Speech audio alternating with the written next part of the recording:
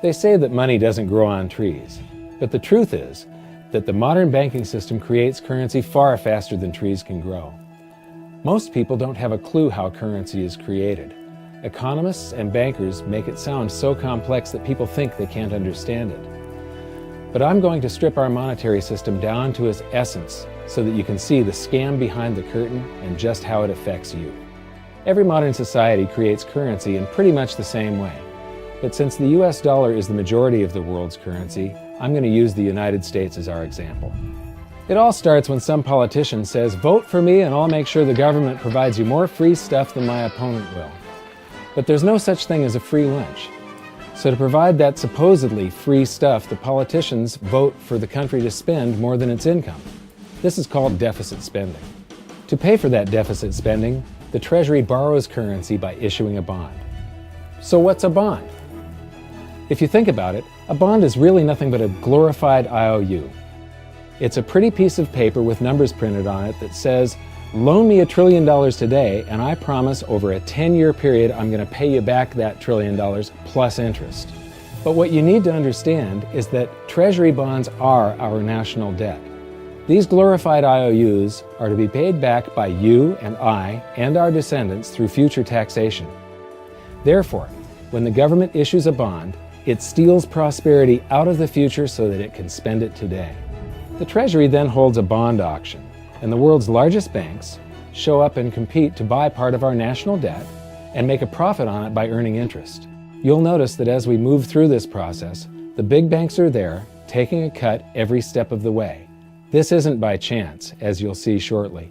Then, through a shell game called open market operations, the banks get to sell some of those bonds to the Federal Reserve at a profit.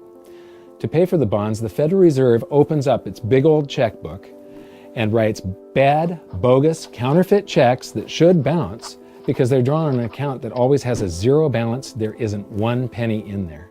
To quote from the Boston Federal Reserve, "When you or I write a check, there must be sufficient funds in our account to cover that check. But when the Federal Reserve writes a check, there is no bank deposit on which that check is drawn. When the Federal Reserve writes a check, it is creating money." The Fed then hands those checks to the banks, and at this point, currency springs into existence. The banks then take that currency and buy more bonds at the next Treasury auction. But what is a check? A check is also an IOU. When you write a check, you're making a note that says, "Here's my IOU for cash. All you have to do is go to the bank and pick it up." Now, it's very, very important that you understand this process because we're going to come back later and show you the devastating effect this has on you. The Treasury issues IOUs, bonds. The banks then buy those IOUs with currency. The Federal Reserve then writes IOUs, checks, and hands them to the banks in exchange for the Treasury's IOUs, the bonds. And currency is created. So what's really happening is the Federal Reserve and the Treasury are just swapping IOUs, using the banks as middlemen, and abracadabra, presto, currency magically springs into existence. This process repeats and repeats over and over again, enriching the banks and indebting the public by raising the national debt. The end result is that there's a buildup of bonds at the Federal Reserve and currency at the Treasury. This process is also where all paper currency comes from. The Federal Reserve and the government mistakenly call it base money because they didn't watch episode 1 of this series and they don't know the difference between money and currency.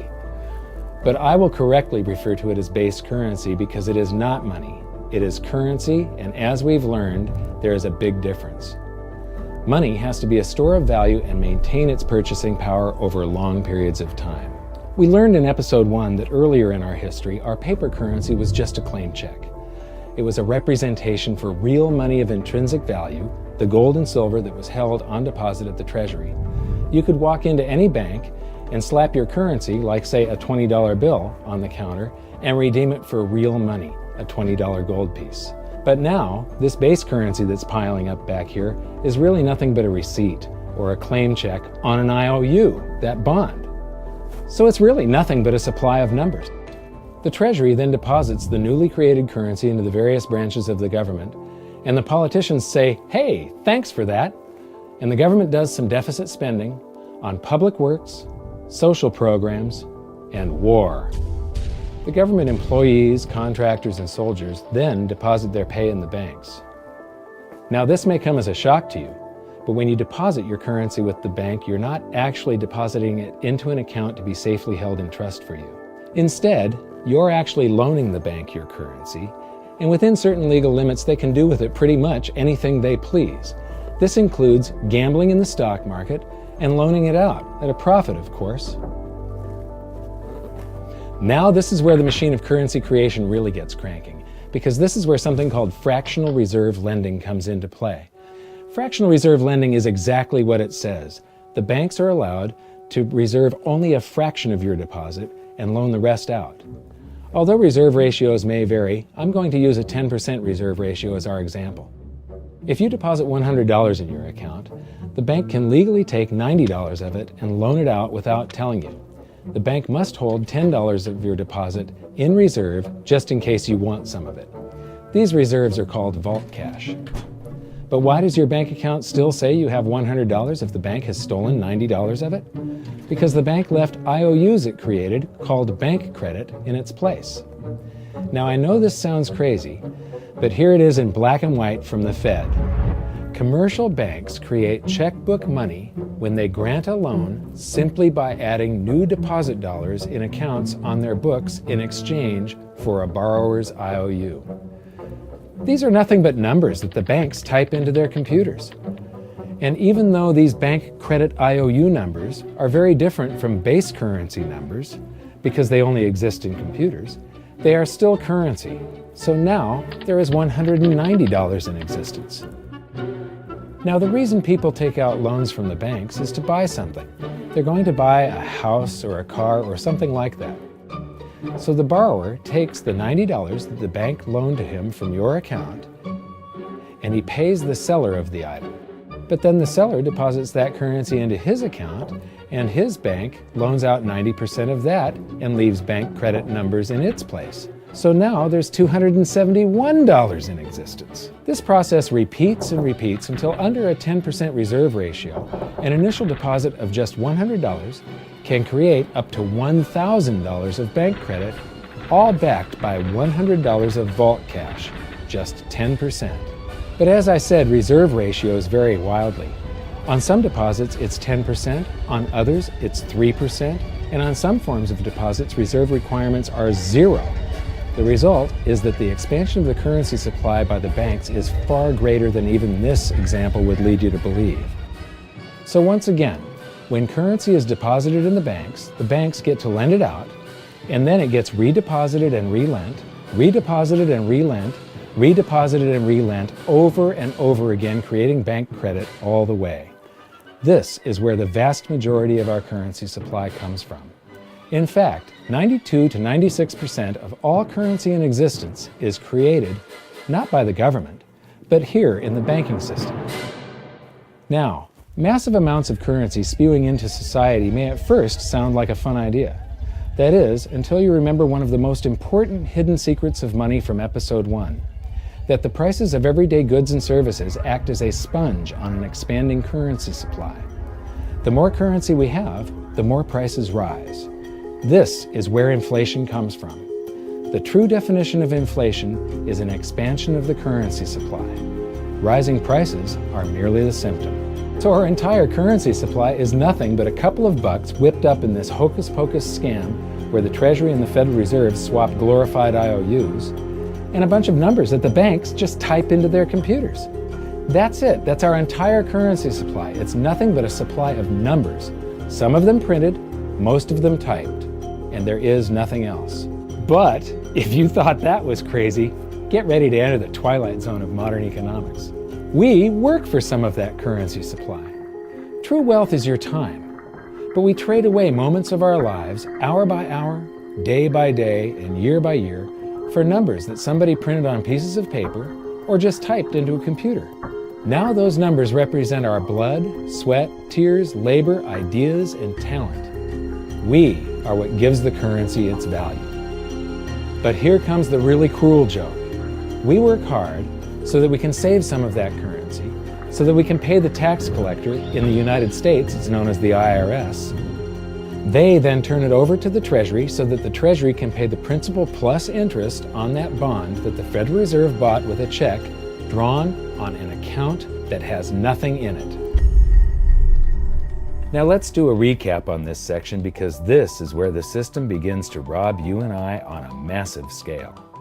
Much of our taxes are not used for schools, roads, and public services, but to pay interest on bonds that the Federal Reserve bought with a check drawn on an account that has nothing in it. The Federal Reserve is committing fraud. But here's one of the biggest secrets of them all. Before the establishment of the Federal Reserve, there was no need for personal income tax. The Federal Reserve was created in 1913, and that very same year, the Constitution was amended to allow income tax. Do you really think this was just a coincidence? Ask yourself how much income tax you've paid over your lifetime. Much of it has been silently siphoned away into the hands of those who own the system. Yes, this system has owners. Who they are is an even bigger secret that we'll get to shortly. But first, we need to understand the mumbo-jumbo of the so-called debt ceiling. It's all based on a huge paradox. There was interest due on that bond, and there was interest due on every one of those loans that the banks made. That means that there is interest due on every dollar in existence. Let me ask you something. If you borrow the very first dollar into existence, and that's the only dollar that exists on the planet, but you promise to pay it back plus another dollar's worth of interest, where do you get the second dollar to pay the interest? The answer is that you have to borrow that one into existence and promise to pay it back with interest as well. So now there are $2 in existence, but you owe $4, and so on and so on. The result is there's never enough currency to pay the debt. There is always more debt in the system than there is currency in existence to pay the debt. Therefore, the whole system is impossible. It is finite. It will come to an end one day. What would happen if the government stopped borrowing to do deficit spending? Are the payments on those treasury bonds going to stop? What would happen if the public stopped borrowing and going deeper into debt? Are your house and car payments going to stop? No.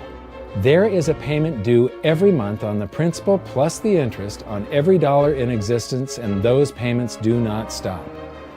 If we stop borrowing, then no new currency is created to replace the currency that we used to make those payments. Whether you're making a payment on a loan or paying tax to make a payment on a bond, the portion of the payment that goes to pay off the principal extinguishes that portion of the debt. But the debt also extinguishes the currency. Currency and debt are like matter and antimatter. When they meet, they annihilate each other. If we just pay off the principal only on all the loans and bonds that exist, the entire currency supply just vanishes. So if we don't go deeper into debt every year, look what happens. The whole thing goes into a deflationary collapse under the weight of those payments. Politicians and pundits alike talk about balancing the budget, paying down the debt, and living within our means. They don't understand that that is deflationary. It is impossible to do under our current monetary system without collapsing the whole economy.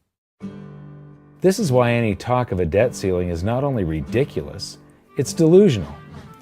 The system is designed to require ever-increasing levels of debt just to continue. And that's why politicians will always kick the can down the road and raise this so-called debt ceiling over and over again until the whole system finally collapses under its own weight. In other words, they don't want it to collapse on their watch. The Founding Fathers of the United States knew the dangers of central banking and fought to free themselves from this very thing. The Revolutionary War started out as a tax revolt, but now we must pay tax just to have a monetary system. Having just suffered through the hyperinflation of the continental dollar, which was printed into oblivion to finance the Revolutionary War, they understood the dangers of fiat currency and debt-based monetary systems. So to protect future generations from institutional theft and out-of-control government, they wrote into the Constitution that only gold and silver can be money for the simple fact that you can't print them. Our current system is not only unconstitutional, but it robs us of the liberty and prosperity our forefathers fought and died for. We are all feeling the effects of ignoring the Constitution right now. By forcing more currency into circulation, our purchasing power is diluted. Inflation is a slow and insidious stealth tax that is simply the result of this debt-based monetary system. This system empowers and benefits those who create the currency and receive it first, as they get to spend it into circulation before it has an effect on the economy. They're stealing purchasing power from you and transferring it to the banks and the government every hour of every day because of this false monetary system. And it's not like the people at the top don't know this. To quote the Federal Reserve, the decrease in purchasing power incurred by the holders of money due to inflation imparts gains to the issuers of money. This is a fraud. It is a pyramid scheme, it is a Ponzi scheme, it's a scam, and it's a lie. Our entire monetary system is nothing but a form of legalized theft. But here's the biggest con job of them all. The Federal Reserve is not federal, it has stockholders. There is no federal agency that has stockholders. What's a stockholder? A share of stock represents a percentage of ownership in a corporation. So the stockholders are the owners of that corporation. Therefore, the Federal Reserve is a private corporation with owners.